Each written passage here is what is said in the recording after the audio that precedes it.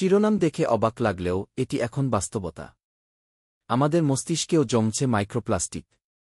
কিন্তু কিভাবে? মাইক্রোপ্লাস্টিক কী এবং কোথা থেকে আসে? প্লাস্টিক দূষণ এখন বিশ্বব্যাপী এক আতঙ্ক। এটি শুধু মাটি ও পানিতেই নয়, বাতাসেও ছড়িয়ে পড়েছে। প্লাস্টিকের ক্ষুদ্র কণা, মাইক্রোপ্লাস্টিক এবং ন্যানোপ্লাস্টিক হাওয়ায় ভেসে বেড়ায়, খাবার ও পানির মাধ্যমে দেহে প্রবেশ করে।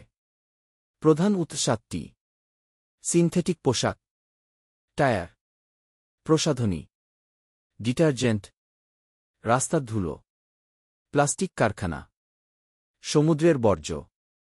ঢাকার চিনি ও টি ব্যাগ পরীক্ষায় জানা গেছে, বাংলাদেশে প্রতি বছর 10.2 টন মাইক্রোপ্লাস্টিক মানুষের শরীরে প্রবেশ করছে। কিভাবে মস্তিষ্কে ঢুকছে মাইক্রোপ্লাস্টিক?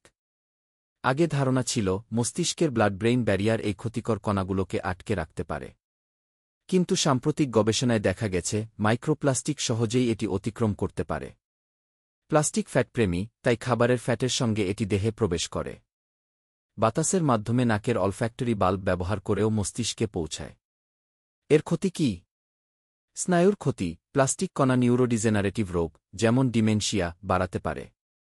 অঙ্গের সমস্যা, বৃক্ক, যকৃৎ ও রক্তে মাইক্রোপ্লাস্টিকের উপস্থিতি শনাক্ত হয়েছে। প্রদাহ, শরীর এগুলোকে শত্রু হিসেবে শনাক্ত করে, ফলে প্রদাহ সৃষ্টি হয়। সমাধান কি?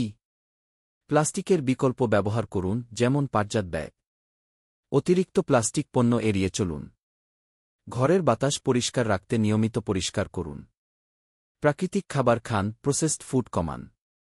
1850 সালে আবিষ্কৃত প্লাস্টিক এখন ভয়াবহ সংকটের কারণ। আমরা যদি এখনই সতর্ক না হই, ভবিষ্যৎ প্রজন্মের জন্য এটি আরও ভয়াবহ হতে পারে।